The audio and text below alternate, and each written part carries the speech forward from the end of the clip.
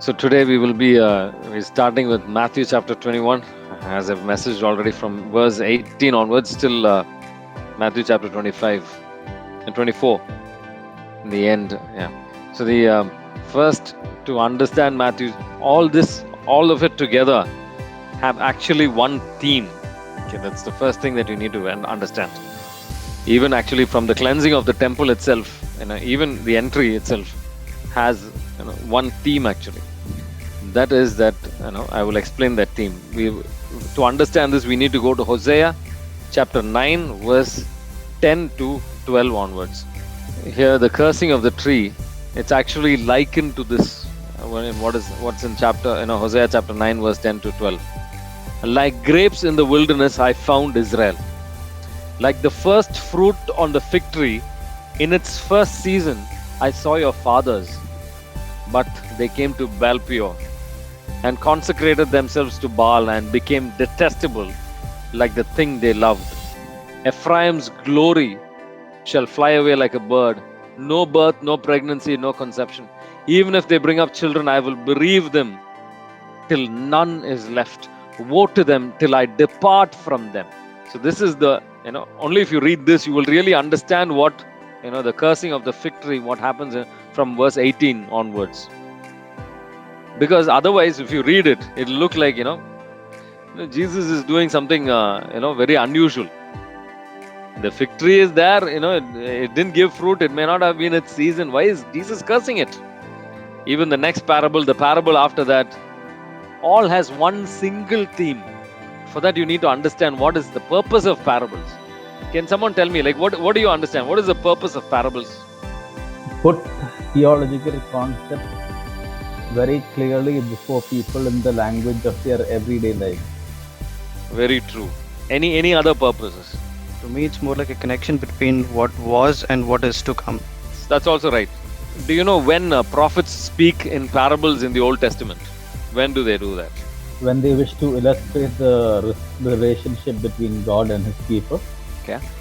The prophets speak in parables when confronting corrupt authority. The parable is a covenant lawsuit, actually, that God is bringing upon that corrupt authority. Parable is nothing but a covenant lawsuit that God is bringing upon that corrupt authority. Prophets after prophets are sent. A third wave of prophet. Example, David and Nathan. Remember that story? 2 Samuel chapter 12, if I'm right. Yeah. When he murders Uriah to get. Lord sent Nathan to David. He came to him and said to him, 2 Samuel chapter 12, verse 1 onwards. There were two men in a city. One is rich, the other is poor. The rich man had many flocks. The poor man had nothing but one little ewe lamb that he had bought. So that's a parable that Nathan is, God is through Nathan telling David, saying that he has done something very evil, a mortal sin, a murder as well as adultery as well. Okay. So that way, if you see Jotham versus Abimelech, Judges chapter 9 verse 15, it is actually sent for destruction. They are sent there when they say that parable there's a destruction that's going to come for that. It is not just a tree that Jesus is cursing here, but the Israel leaders and the people, because even after doing so many miracles, they are not able to accept Him as God and repent completely. So that is how Jesus is also sent to the people of Israel, condemned when they are not bearing the fruits that what God is intended. Can someone take and read Jeremiah chapter 8 verse 13? I will gather them all in, says the Lord. No grapes on the vine, no figs on the fig trees, foliage withered.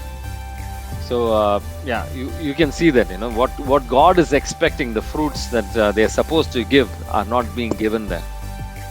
Whenever a person is evil, who is backsliding, verse 5 will say, why then has this people turned away in perpetual backsliding? They hold fast to deceit, they refuse to return. Perpetual backsliding. That is what, it's a judgment of God that is coming there. It is not just, the parable of the cursing the fig tree. The next, let's go to Matthew chapter 21. verse 28 to 32. What is it? Jesus saying the parable of the two sons. The first is first are the sinners who repent at the preaching of John the Baptist. John chapter 21 verse 32. Truly I say to you, the tax collectors and the harlots go into the kingdom of God before you. For John came to you in the way of righteousness, you did not believe him, but the tax collectors and harlots believed him. And even when you saw it, you did not afterwards repent and believe in him. The second are the leaders who have refused to believe the Baptist, John the Baptist's message, even when the tax collectors have responded to it. That's again in the judgment. If you go to the next parable, the parable of the wicked tenants, here you will see the salvation picture that you can see there. The king is God who prepares a heavenly banquet for his son, which is a sign of rejoicing and communion with God actually. It's a great sign of joy where we come into it. God is inviting us to a communion with him. The servants are the Old Testament prophets called to summon Israel. Because some of the invited guests ignored the prophets and others killed them. God will destroy the city of Jerusalem and send other servants, as they are the apostles, to invite the people who are not usually invited. That is the Gentiles. That includes us, the good and the bad, to the celebration, to a deeper communion with God. Those who lack the proper attire will be cast into darkness of eternal punishment. The proper attire is, do you know what the proper attire is? Holiness. What else? Righteousness. Okay. Proper attire is good works or righteous deeds done in faith. Okay. If you go to Revelation chapter 19, verse 7 to 8, you can see that there. Let us rejoice and exult and give him the glory, for the marriage of the Lamb has come, and his bride has made herself ready. It was granted her to be clothed with fine linen, bright and pure, for the fine linen is the righteous deeds of the saints. Almsgiving, prayer, fasting, works of mercy, works of mercy are the good deeds. So all these together, the marriage of the Lamb has come, and his bride has made herself ready. So almsgiving, prayer, fasting, works of mercy, all these together. Baptismal grace is also important, there's no doubt about it. So all these together will help us to come into that marriage supper of the Lamb. So if you go to Matthew chapter 22 verse 44, that's an interesting verse. Matthew chapter 22 verse 44, where you will see that the Lord said to my Lord, sit at my right hand till I put my enemies under your footstool. If a David calls him Lord, how can he be his son? The next chapter is the important chapter, which we will be covering today. To understand the chapter 23, you will need to read Zechariah chapter 9 verse 9 to 15. Can someone please take that and read? Zechariah chapter 9 verse 9 to 15. Rejoice, heart and soul, daughter of Zion. Shout for joy, daughter of Jerusalem. Look, your king is approaching. He is vindicated and victorious, humble and riding on a donkey, on a colt, the foal of a donkey. He will banish chariots from Ephraim and horses from Jerusalem. The bow of war shall be banished. He will proclaim peace to the nations. His empire will stretch from sea to sea, from the river to the limits of the earth. As for you, because of the blood of your covenant, I have released your prisoners from the pit in which there is no water. Come back to the fortress, ye prisoners waiting in hope. This very day I vow, I shall make it up to you twice over. For I have strung Judah as a bow for myself, laid Ephraim on the string as an arrow, have roused your son Zion against your son Javan, and have made you a warrior like a warrior's sword. Then Yahweh will appear above them, and his arrow flash out like lightning. The Lord Yahweh will sound the trumpet and advance in the storm winds of the south. Yahweh Sabaoth will protect them.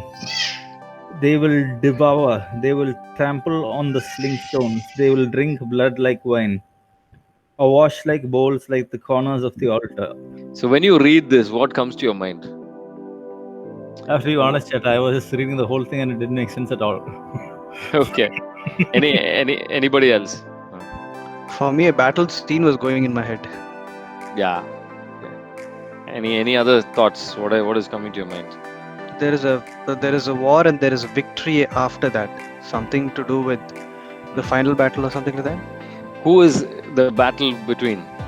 It's between the Zion it's between versus Satan, Java. Yeah, Satan and the heavenly hosts. Okay. Let's go to Zechariah chapter 10, the next chapter. Verse 10, verse 3.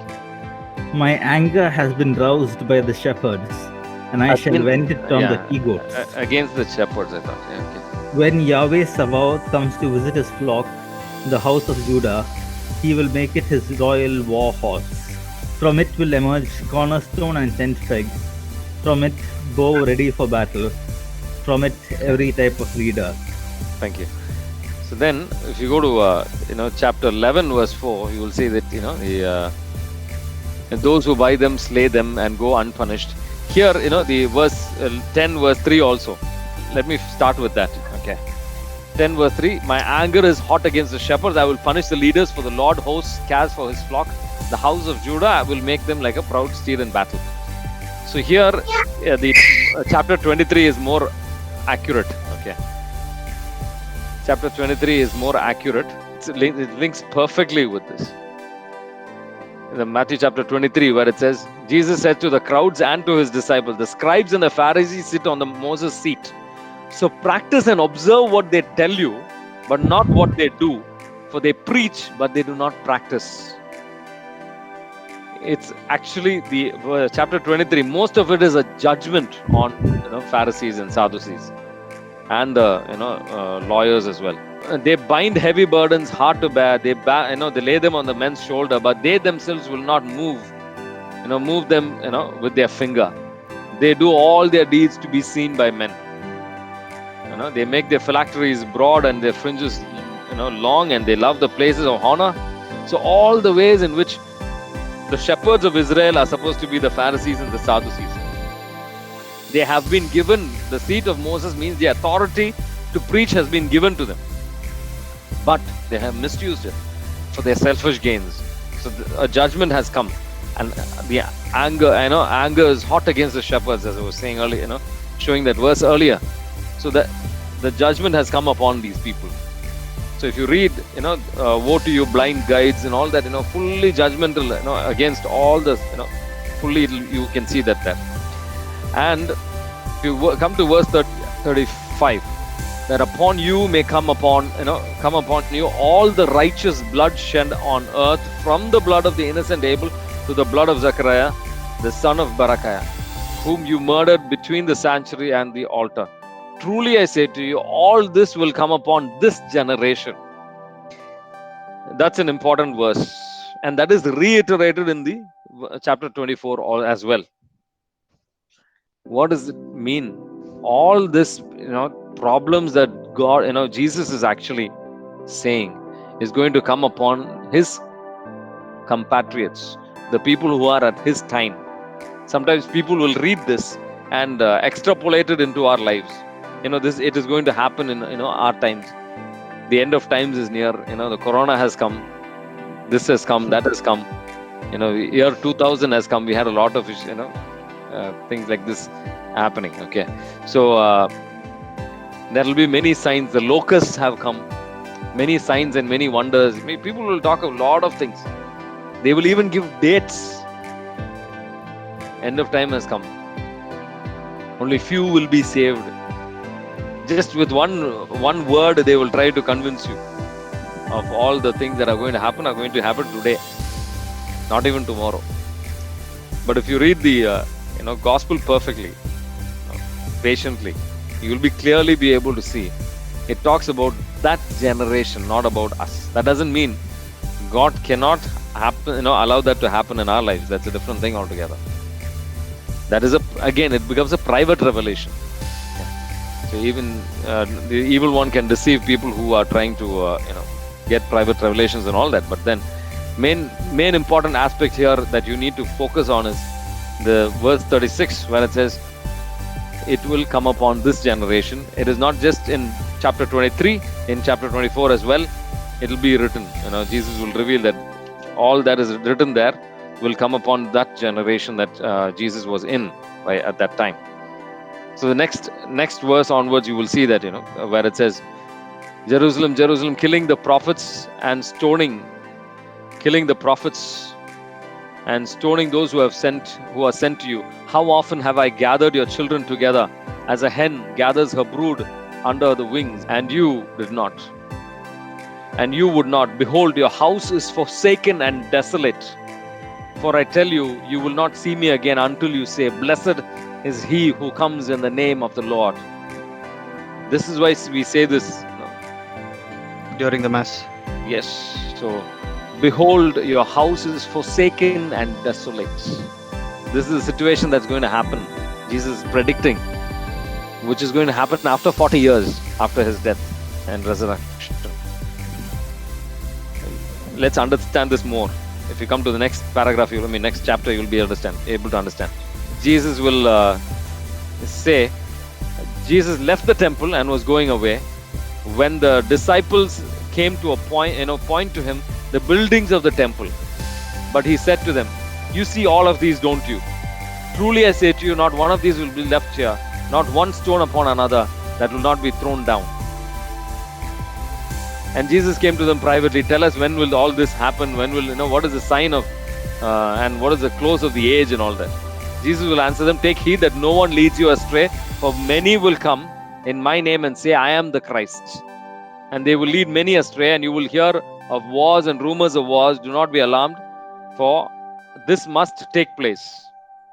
This must take place, but the end is not near yet. For nations will rise against nations, kingdom against kingdoms, there will be famines.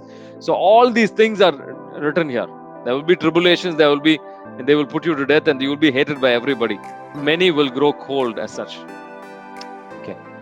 As you read this, as I was saying earlier, there's this sign of Jonah. Jesus says, there's nothing that will be given to you except the sign of Jonah. So what did Jonah do? He goes to Nineveh and he tells them, after 40 days, your city will be destroyed. It is the same judgmental tone in which that Jesus is actually coming in, telling his people here that this temple is going to be destroyed and it will go away. It will be completely, not one stone will be upon each other. So then you could come with a question. You must have heard about this Wailing Wall of Jerusalem. Have you heard about it? The Wailing Wall of Jerusalem? Yes. Yes. Yeah. So how does that, there's still a wall there, right? Yes. But actually, Jesus' words are very true. There is not even one stone remaining upon each other. The Wailing Wall of Jerusalem that you see there is just, it's on a different location. It's not in the same location. It was something that was built 1,000 years after the death of Christ. Understand? So none of it, what was the original temple? There actually a mosque is there right now. So the Wailing Wall of Jerusalem is in a different location altogether. Okay. So the persecutions foretold, the desolation and all that. So the main concern here will be for have you all heard about this 40 AD, the siege of Jerusalem? What happened in 40 years later on? Have you heard of that? The siege of Jerusalem. I think you mean 70 AD? Correct. Sorry, yeah. That's right. 40 years after the death of Christ, that is 70 AD. Yeah, so Jerusalem was invaded by the Romans and they destroyed it. Correct. They destroyed it. Do you know what the flag of Jerusalem, the Roman soldiers were? Eagle, yes. So that is why the statement comes, where the body is, in verse 28, there's a very intriguing statement. Can someone take that and read? Matthew chapter 24, verse 28. Wherever the Can you read that? Wherever the corpse is, that is where the vultures will gather. Correct. So then my translation will go like, wherever the body is, there the eagles will gather. So what does this statement mean to you? Wherever the body is, the vultures will gather, or the eagles will gather. What does it mean to you? Vultures are supposed to be birds which eat the dead, or more like the ones that is being decayed, something related to that. In Matthew chapter 27, verse 51, if you see, there's an action that happens. Temple, the curtain is torn. Remember? The curtain is torn. This curtain is actually torn from where? From top to bottom. Do you know how thick that curtain is? It's not like normal curtain that we have at home and all that. It is simple, it's very thick, right? You understand? So it's thick like a wall. Okay, so even if you're going to try to tear it from bottom, it'll be difficult. It's a very tall curtain that is built from top onwards. Majestic building actually. So if it's going to be torn from top, it was an act of God that happened there. Meaning the presence of God actually went away from the temple. So when the presence of God went away from the temple, that means actually it has become the body. It's just a dead body as such. Where the body is, the eagles will gather together. That is what the Roman soldiers signify that eagle. They gather together around the thing and they hem it, and that is what Jesus is actually portraying here. Behold, your house is forsaken and desolate. In chapter 23, verse 38, and your house is desolate. Okay, so that is what is happening here. So then the next question will be, the sun will be darkened, the moon will not give its light, the stars will fall from heaven, and the powers of heaven will be shaken. So what is, when you read that, what comes to your mind?